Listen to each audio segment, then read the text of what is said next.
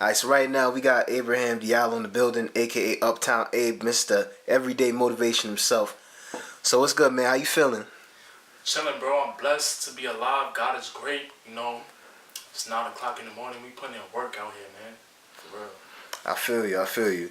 So, what inspired you to do these videos? I mean, cause I see a lot of people, especially those in my age, like they not living up to their fullest potential. Everybody's following each other, and we're following the influences of society. So I wanna break that. I want everybody to stop following each other and just do them. I hate seeing kids who have potential to do something, but they don't unleash that full potential because they let their friends get in their ear, they let their parents get in their ear, like society in their ear. So I want to inspire other people to be different, most of all. Okay, okay. I also hear that you do music as well. Now, what inspired you to get into that? I mean, I have a passion for music as well. A lot of people don't know this, but I actually can sing. Um, me and my bro, the IMC. You can check him out on SoundCloud. Intellectual Consciousness. His Instagram is also at the IMC as well. Me and him do music, be in the studio. What inspired me to do music though was because I used to want to be a rapper. You know, I used to go through a lot of depression, and through those times, I was just sitting in my room, writing lyrics, and I was creative with it.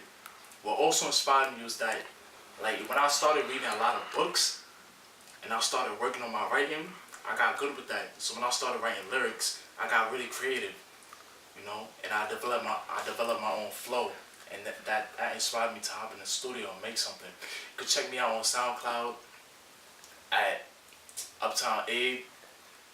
Yeah. Now, what would you say is your biggest or greatest achievement right now at this moment in your life? My greatest achievement is overcoming depression, overcoming the influences of society, and just making something better of myself, making my mother proud, making my family proud.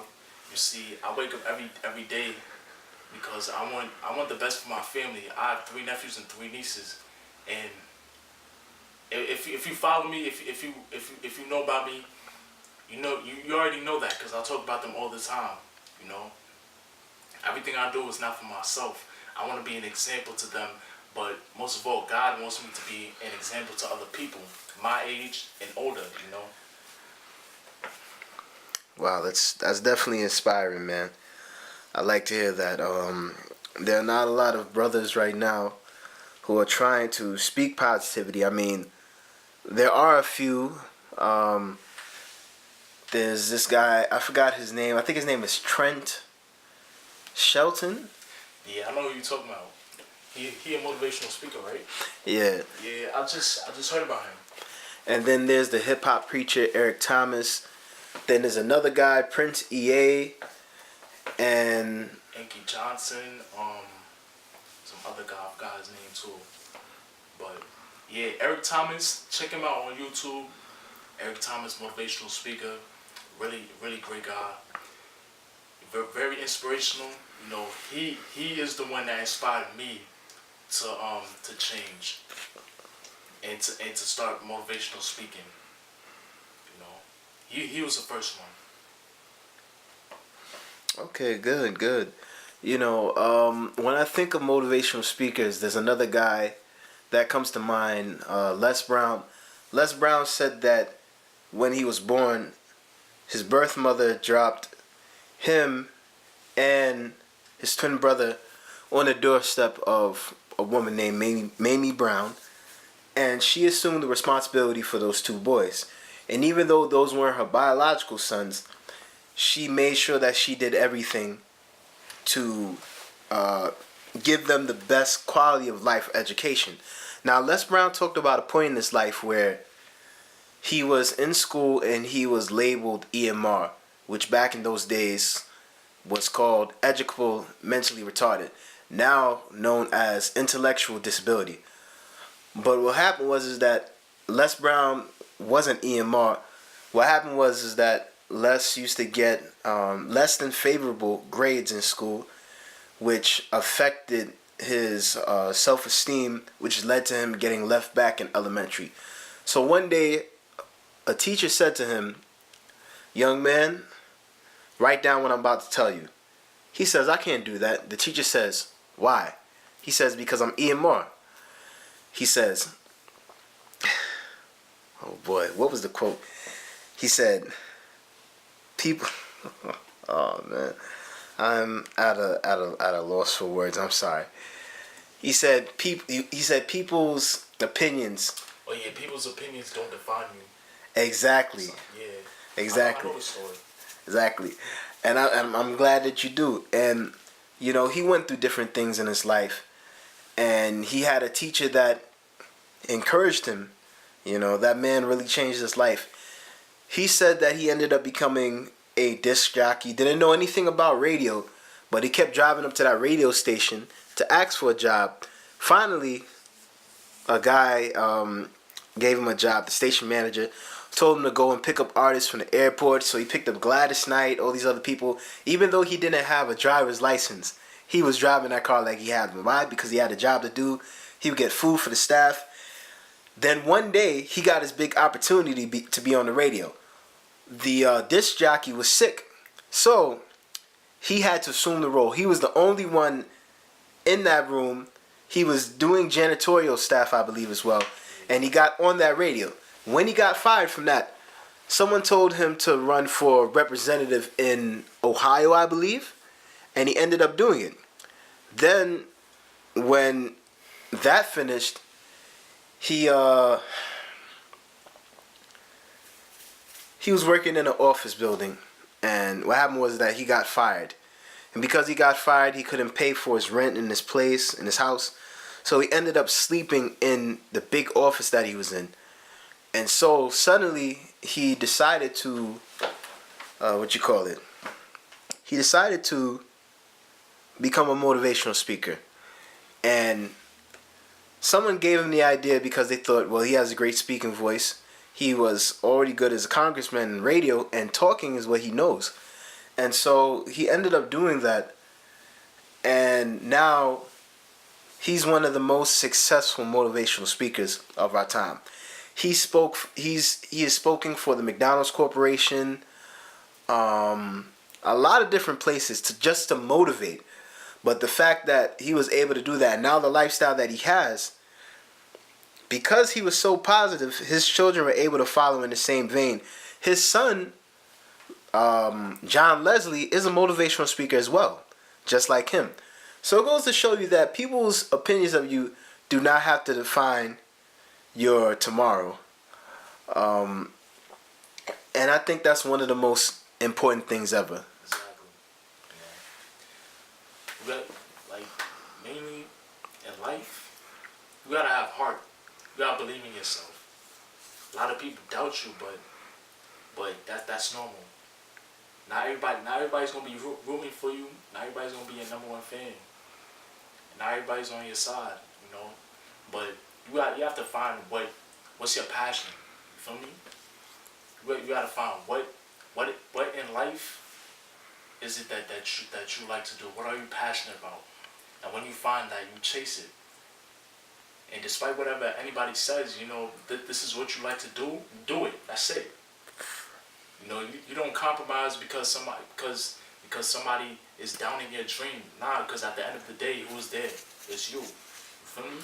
That's why I don't like seeing people who have potential in doing something, but they not chasing their dream to the fullest, because they let their friends get in their ear, or they not really focused on what they need to do, or they don't know like what it's gonna take in order to achieve that dream. So like for me, it's important that you stay in your own lane. I'm not saying don't have friends, but have people around you that are gonna motivate you, push you to become a better version of yourself, and people that support you in your dream and whatever it is that you want to do. You feel me? So yeah, I mean, The circle of influence, most important. Wow, wow, that's definitely amazing. You know, from what I've seen in your first video, you have a lot of potential, drive, tenacity. You just have an effervescent spirit about yourself, and I think that's very important in whatever you plan to go after in life. Many people are short-sighted, and they get sidetracked too often by things that are nonsensical that actually have nothing to do with productivity.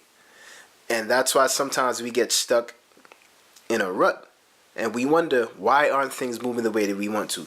For example, in trying to get a job, you know, sometimes people get discouraged. They're like, oh, why can't I find work? Why is this not coming fast enough? Sometimes it might be the things that you're doing. Your resume might not be correct, or you might not just be putting in the time or effort to get that job. I remember there was a period in time where I was looking for work. This is back when I was 18 years old, and I went through a period of 4 years, about 4 or 5 years, filling out applications. And I think in 2010, I did about 30 applications in one summer. Yeah. And I wasn't able to find work. And I didn't have a resume, and I didn't have anybody that was willing to help me. You know, once I found the person that was willing to help me, I was able to finally get a job in 2015. And while it seems like a long stretch after college, because I was in school around the time when I started looking for a job, now I've built up a work resume where if I need to get another job or want to move to something else, I can. Why? Because I have everything lined up. I have my college degree. I have my work experience. I have my volunteer experience. And so all those things help in order for you to move up to where you want to go. That depends on, you know, it's a difference between you getting a job that's high paying and one that's low paying, you know. And so sometimes you really have to map out things. Also, you have Workforce One. They'll help you with your resume. There are all different types of things, avenues to help you get a job, you know. Or the same way you might be looking for a car and you don't want to pay thousands of dollars. You might want to find a car that's $1,000, $2,000. There are auctions. There are people out here that are selling their own cars. It all depends on what you want and what you're looking for. You only get out what you put in. If you don't put in twice the amount of book, exactly. Yeah. Exactly. If you don't put in the work, you're not gonna get what you want. The results that you want. Exactly. You know, not to put religion into this, but I just want to say one thing. You know, many times we often ask God, why is it that we don't get this or why we don't get that? You know, like He's doing His part. We're not doing the other 50%. You know, there's a saying that says God helps those who help themselves. So you have to be willing to help yourself in order for God to help you. Otherwise, you're not going to reach the potential level that you want to. God can't be the one that's doing all the work. Exactly. You know? And so just looking at this, we have to put that mentality into everything. Whatever we want, we have to help ourselves. You know? But anyway, are there any closing words or anything you have to say? One thing I want to touch on is on your story that you just told me. Patience is also key. You know, you put in work. You've been grinding for like 6 months, for a year, 2 years, and you're not seeing any results. But let me tell you something. You're not gonna see it at the time that you want to see it. But if you quit, however, you're never gonna see it. So you could be grinding, you could be working hard, your 9 to 5 or whatever it is that you're doing for 6 months, a year, and you're not seeing any results. But you gotta keep going. You gotta be consistent with it. Consistency is also important, and it's an acronym. It's an acronym that I made up called FPC: Focus, Patience, and Consistency. I'm gonna do another video on that too in the future. You know, patience is most important. consistency is most important. Because if you're not consistent, when that time comes for you to get what you want, you're not gonna be ready for it. You know, so you have to be consistent on an everyday basis. You know, and I'm talking from experience too. Like I remember like back in high school, my senior year. You know, my senior year. You know, I wasn't really doing good in school, but I had an opportunity to graduate on time, and you know, during the first semester of my senior year, you know, I was focused. I was in that mindset. You know, I was in beast mode, and I was consistent with it. I was getting up at 2 o'clock every single morning. I was consistent, and I was writing essays, and I was doing this and that, and I was being consistent with it, and that helped me. That helped me to get to where I wanted to go mentally, because I was consistent. I was consistent with it. You know, if you're not consistent, you're not gonna get to where you want to go, because consistency is most important. You know, and also I just wanted to say once again, just believe in yourself. Believe in yourself when nobody else believes in you. Believe in yourself when looking at the obstacles in front of you. Because at the end of the day, when you follow other people and they become successful and you not, you got nobody to blame but yourself. You know. Exactly. Because look at me. I mean, I'm not perfect. You know, I've struggled with depression for years, man, and I just came over that. And the reason why I'm doing these videos, the reason why I'm trying to be a source of inspiration, because this is what God wants me to do. You know, don't follow nobody. Just focus on you, focus on your goals, and remember, in life is not about you. If you're thinking about you 100% of the time, you're not gonna make it. You know, you need a reason, something greater than you, that's gonna push you and motivate you to do whatever it is that you want to do. You know, and that's another thing that's most important. If you have that reason, that reason is gonna push you. That reason is gonna get you into that mindset. That reason is gonna make you break bad habits. That reason is gonna get you to where you want to go, because that's like your drive force. That's your engine. You know, that's the fuel to your engine. You feel me? So we gotta think like for me, I think of somebody who I love, like I really love, like my mom or my nephews, my nieces. And, you know, we've been through struggles. I haven't seen my nephews and my nieces in a year now, but I want them to know that their uncle is right here, grinding and trying to be somebody that they can look up to in the future. Because I don't want them to have the same experiences that I had out in these streets when I lived in the Bronx. You know, so that's all you gotta do. Develop a reason, be consistent, be patient, most of all. You know. Well, thank you for that very insightful message. I think a lot of people are going to flock to your videos, but also I feel like you have something important to say. Like this is a message for this generation that they need to hear right now.